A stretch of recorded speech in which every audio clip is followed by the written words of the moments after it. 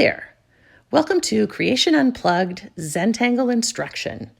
My name is Debbie Thompson, and I'm a certified Zentangle teacher living in Eugene, Oregon. I'm going to be teaching 3 tangles in 3 separate videos. The tools I will be using to create these tangles are a 3.5 by 3.5 inch Zentangle tile, a black Pigma micron pen in an 01, a graphite pencil, and a tortillon. Just so you know, any piece of paper, preferably cut in 3.5 by 3.5 inch square, and pen and pencil will do. I'll be teaching a tangle called Dewed, D-E-W-D. I would like you to start with your corner dots, using your pencil, connecting those corner dots to create a border, and then creating a string. The string I'll be using today looks something like this. Remember, this is just drawn lightly with your pencil. It's just, these are lines that just you need to be able to see. And we will be putting our first tangle in this series of 3 in the center section of this tile. The advice I can give you for drawing Dewed is to go a little bit bigger than you might be tempted to go. Some of my students start their tangles really small, and in the case of Dewed, you could run into some trouble if it was really small.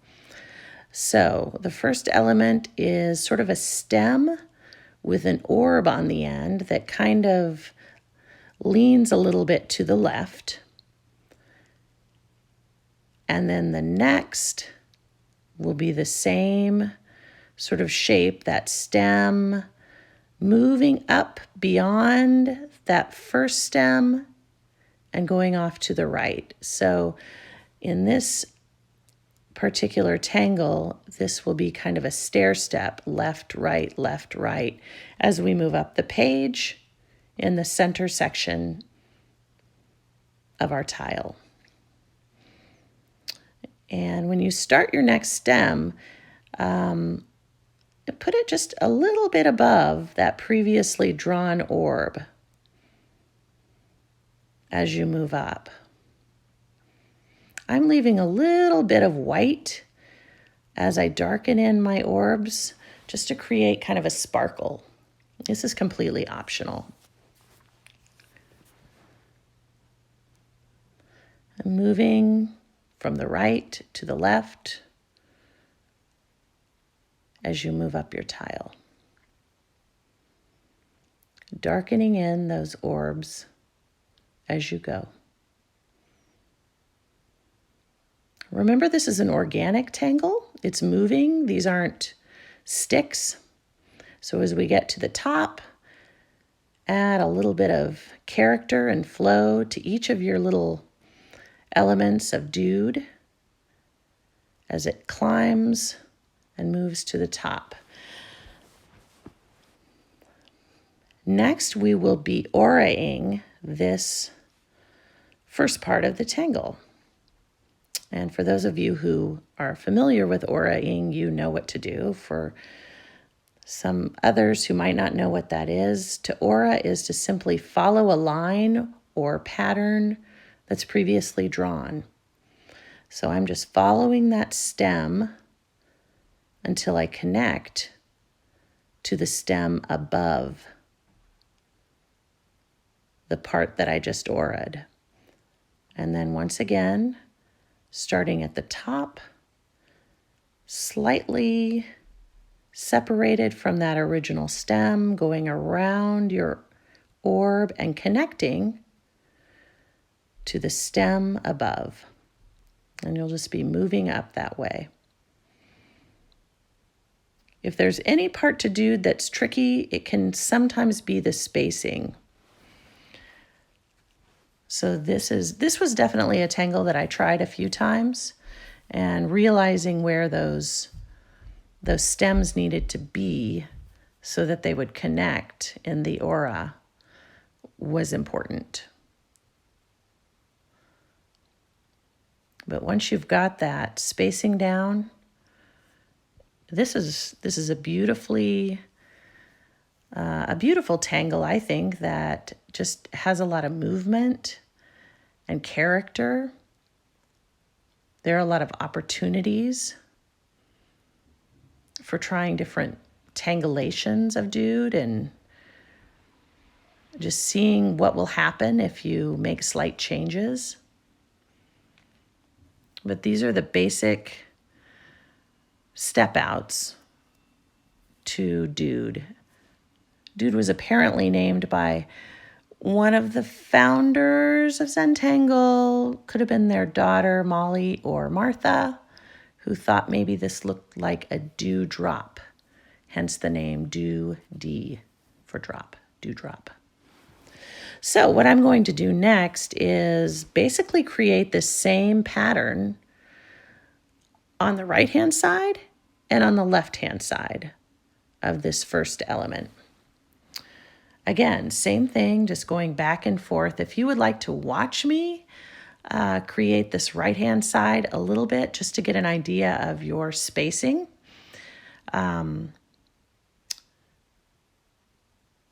your spacing should be close to that originally drawn dude, but not too close. So again, you might want to take time to just watch.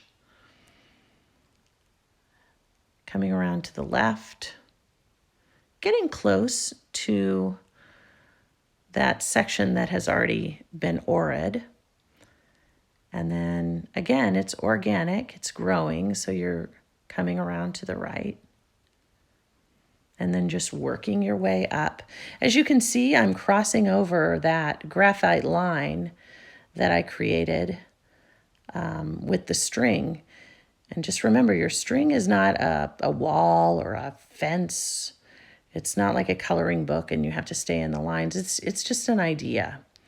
It's just sort of a basic sort, this is where I think I might go, so here it is. But don't ever feel like you need to stay within that area. Now, if you do reach a section, as I did there, go behind those previously drawn lines. This technique is called the Hollabah technique for those of you who are familiar with Zentangle. Those of you who are not, we always draw behind, right there, coming around to the other side. The Hollabah technique.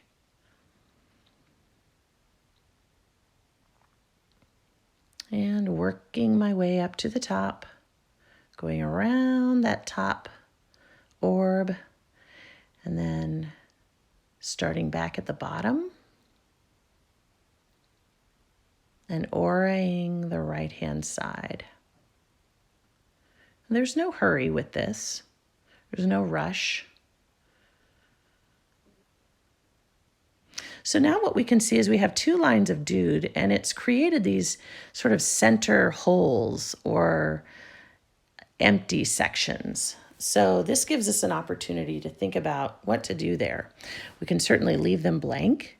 We could darken them in, which would give it kind of a dramatic look, I think. I think in this particular tile, I will add some lines and kind of follow the path of the line that's next to it. And with all these lines and the orb in there, it can kind of play with your eyes a little bit. And if you really don't know how this pattern was created, excuse me, what the first, second, and third steps are, once I add all of these lines, it can become really interesting, where one might look at it and say, wow, I wonder, what's going on here? How is this created? What are the steps? Again, just one option for what to do with those spaces that are created.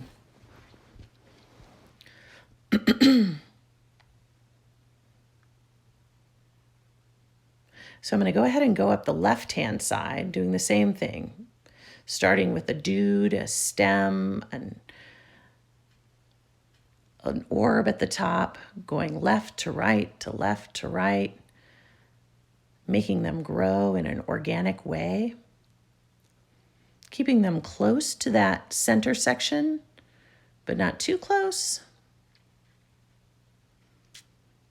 and working my way to the top. And then I will aura that section again, just as I did with the center section of dude and the dude to the right. So I went ahead and auraed that left-hand section. Again, I have those empty spaces. I'm just going to stay consistent with what I decided to do with those spaces and add lines.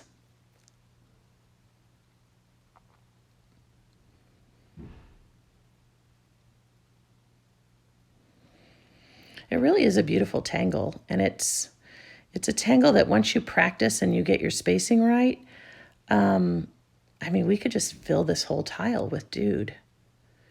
It's a rhythmic sort of back and forth motion. Reminds me of, it's just very fluid, of water or air, or it's very pleasing to draw and I think to look at. So what I'm contemplating now is the shading. And I think what I'll do with my graphite pencil is lay down some graphite in those sections where I drew the lines. I remember with pencil and Zentangle, most often you're using the graphite as a product. You're not coloring in per se. You're just kind of laying down the product. And what I'll do next is use my tortillon and just kind of spread that graphite out. Anytime you have a dark area in your drawing, it gives the illusion of that section being deeper. And maybe those sort of parts of dude that are stems and orbs are laying on top of a section that is deeper. It draws your eyes down when it's darker. So that's one way of shading dude. I have an example of another way. This is a dude that I darkened in those areas that were blank. And then I shaded where the stems sort of seem to come out of the orbs. So two different ideas of how to shade and draw and create dude. And there's a few more at the end of this video that I invite you to just take a look at, done in different ways on different color tiles.